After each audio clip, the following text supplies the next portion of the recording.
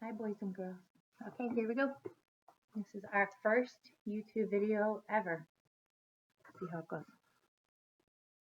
I'm going to start with reading Little House in the Big Woods, the Sugar Snow chapter. Some of you were on with me Friday night, and we read the Sugar Snow chapter together a little bit, but it was very distracting because there were lots of toys and lots of things you guys wanted to share and say. So I thought it might be a little bit easier for you to do this on your own with a video that you could move through as you wanted to.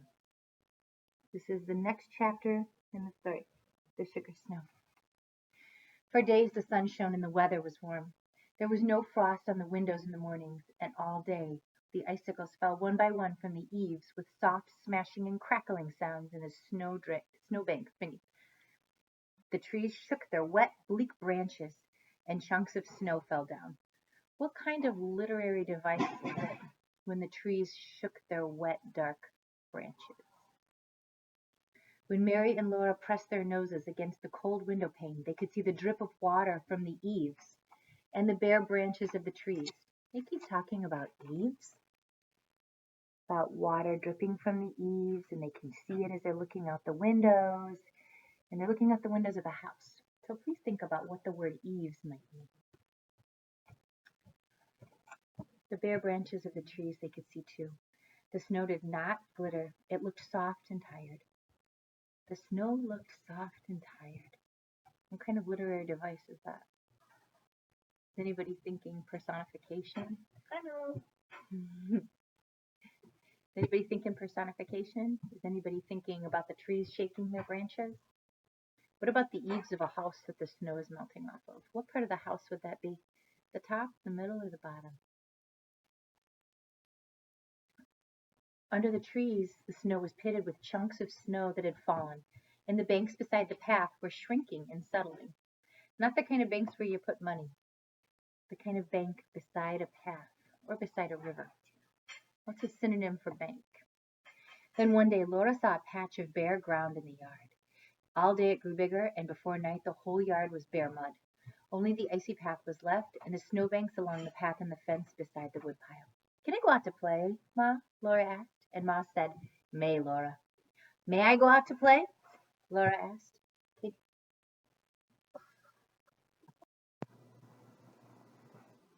You may tomorrow, Ma promised. That night Laura woke up shivering. The bed covers felt thin, and her nose was icy cold.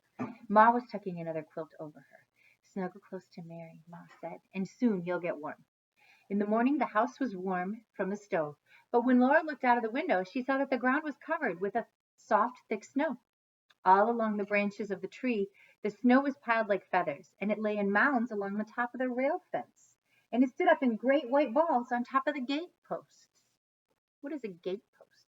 And why would snow be standing on big white balls on top of it? Pa came in, shaking the soft snow from his shoulders and stamping it from his boots. It's a sugar snow, he said. Laura put her tongue quickly to a little bit of white snow that lay in the fold of his sleeve. It was nothing but wet on her tongue, like any snow. She was glad nobody had seen her taste it. I don't know, if my dad had come in and said it was a sugar snow, I probably would have tasted the snow too, wouldn't you, boys and girls? Why is it a sugar snow, Pa? She asked him, but he said he didn't have time to explain now. He said he must hurry away. He was going to Grandpa's. Grandpa lived far away in the big woods, where the trees were closer together and larger. Laura stood in the window and watched Pa, big and swift and strong, walking away over the snow. His gun was on his shoulder, his hatchet and his powder horn hung at his side, and his tall boots made great tracks in the soft snow. Laura watched him till he was out of sight in the woods. It was late before he came home that night. Ma had already lighted the lamp when he came in. Under one arm he carried a large package, and in the other hand was a big covered wooden bucket. Here, Caroline, he said, handing the package and the bucket to Ma, and then he put the gun on its hooks over the door. If I'd met a bear, he said, I couldn't have even shot him without dropping my load, and then he laughed. And if I'd dropped that bucket and bundle, I wouldn't have had to shoot him. I could have stood and watched him eat what's in them and lick his chops. Ma unwrapped the package, and there were 2 hard brown cakes, each as large as a milk pan. And a milk pan's diameter, kiddos, maybe a little bit smaller than that, but a milk pan is what you'd use to collect milk from a cow. So you would need it to be a little bit wider. Think of like a frying pan. So little hard brown cakes about frying pan size. That sounds pretty yummy, doesn't it? Where were we? She uncovered the bucket, and it was full of dark brown syrup. Here, Laura and Mary, Pa said, and he gave each one of them a little round package out of his pocket. They took off the paper wrappings, and each had a little hard brown cake with beautifully crinkled edges. Bite it, said Pa, his blue eyes twinkling. Each of them bit off one little crinkle, and it was sweet. It crumbled in their mouths, and it was better even than Christmas candy. Maple sugar, said Pa. Supper was ready, and Laura and Mary laid the little maple sugar cakes beside their plates while they ate the maple syrup on their bread. After supper, Pa took them on his knees as he sat down before the fire and told them about his day at Grandpa's in the sugar snow. Maybe we'll get some answers for why they call it a sugar snow now. Here we go. I'll show you the pictures first, and then again. All winter, Pa said, Grandpa has been making little wooden buckets and little troughs. He made each of them out of cedar and white ash, for those woods won't give a bad taste to the maple syrup. To make the troughs, he split little sticks as long as my hand and as big as two of my fingers, and near one end, he cut the stick halfway through and split one half off. This left him a flat stick with a square piece at one end. Then with a bit, he bored a hole lengthwise through the whole square part. With his knife, he whittled the wood till it was only a thin shell around the round hole. The flat part of the stick he hollowed with his knife until it was like a little trough. A little trough is a little bit like a straw, boys and girls, at one end, and then the other end just has a cut side. He made dozens of them, and he made 10 new wooden buckets. He had them all ready when the first warm weather came and the sap began to move in the trees. Then he went to the maple woods, and with the bit he bored a hole in each maple tree, and he hammered the round end of the little trough in the hole, and he set up a cedar bucket on the ground under the flat tree. The sap, you know, is the blood of a tree. It comes up from the roots when the warm weather begins in the spring, and it goes to the very tip of each branch and twig, and it makes the leaves grow. Well, when the maple sap came to the hole in the tree, it ran out of the tree, down the little trough, and into the bucket. Didn't it hurt the poor tree? Laura asked. That's what I was wondering too. No more than it hurts you when you prick your finger and it bleeds. So they didn't take a lot of the tree's blood, just a really little bit. Every day, Grandpa puts his boots and his warm coat and his fur cap on, and he goes out into the snowy woods and he gathers the sap with a barrel on a sled pulled by these two. See that big barrel? Not a little barrel.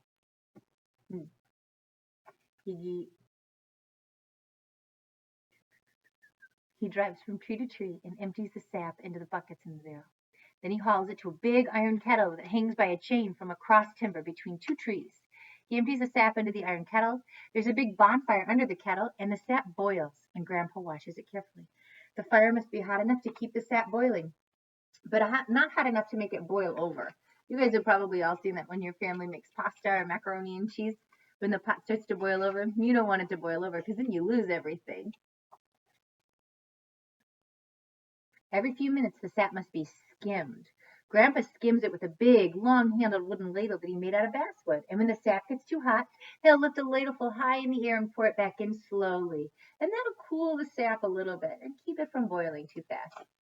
When the sap is boiled down just enough, he fills the buckets with syrup. And after that, he boils the sap until it grains when he cools it in a saucer. The instant the sap is graining, Grandpa jumps to the fire and takes it all up from beneath the kettle. Then, as fast as he can, he ladles the thick syrup into the milk pans that are standing ready. And into the pans, the syrup turns into cakes of hard brown maple sugar. So, a lot of things come in grains. Sand comes in a grain, and sugar comes in grains. And maple syrup, when it's boiled hot enough, apparently changes its state of matter, and it becomes solid. Now we know how. It's with heat.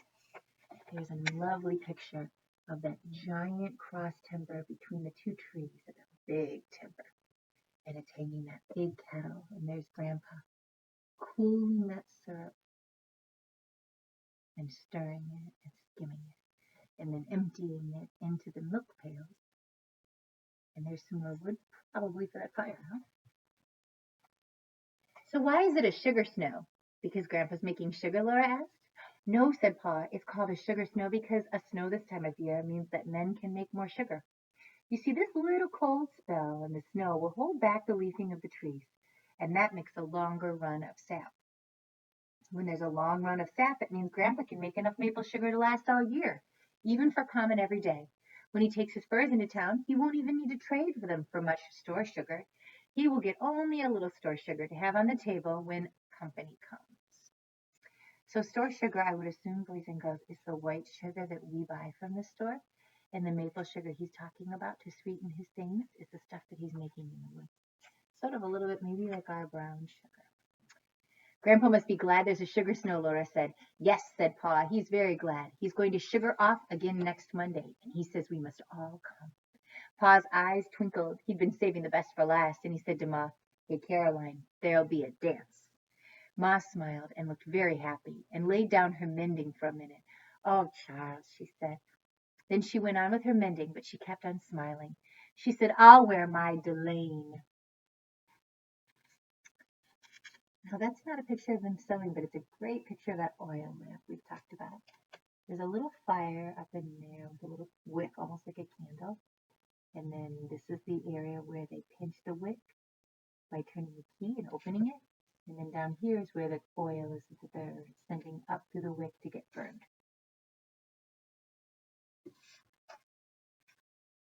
Ma's Delaine dress was beautiful. It was dark green with a little pattern all over it that looked like ripe strawberries. A dressmaker had made it in the east, in the place where Ma came from when she married Pa and moved out west to the big woods in Wisconsin.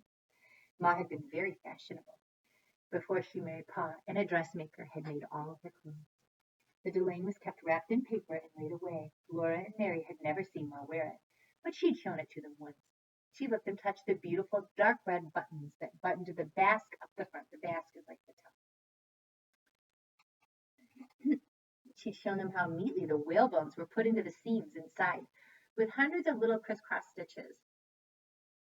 It showed how important the dance was if Ma was going to wear the beautiful delaine dress. Laura and Mary were excited. So the dress has whalebones around the waist, and the whalebones are almost like a belt that's meant to make women's waist look smaller. They tied them very tight. They were called corsets. And they would get tied so tightly that the women would have trouble breathing, and that's what they chose to go dancing in. I'll try to get a video post explaining those up later. Laura and Mary were very excited about the dance. They bounced up and down on Pa's knee and asked questions about the dance until at last he said, Now you girls run along the bed. You know all about the dance when you see it. I have to put a new string on my fiddle. There were sticky fingers and sweet mouths to be washed. Then there were prayers to be said. By the time Laura and Mary were snug in their trundle bed, Pa and the fiddle were both singing while he kept the time with his foot on the floor. I'm Captain Jinks of the Horse Marines. I feed my horse on corn and beans, and I often go beyond my means. For I'm Captain Jinks of the Horse Marines. I'm a captain in the army. And the next chapter that we'll read is called Dance with Grandpa. I hope you enjoyed that. If you have any questions about the chapter, or if you want to talk about any of it, please join me on Seesaw. We can chat and talk about them, answer the questions, talk about what eaves means. I'll try to find a little picture of a corset, which actually used real whalebones. Okay. So this is our first video. I hope we did okay. Please let me know if I'm not loud enough, or if I need to be louder, or if it's not bright enough. And we'll go from there. Thanks, boys and girls.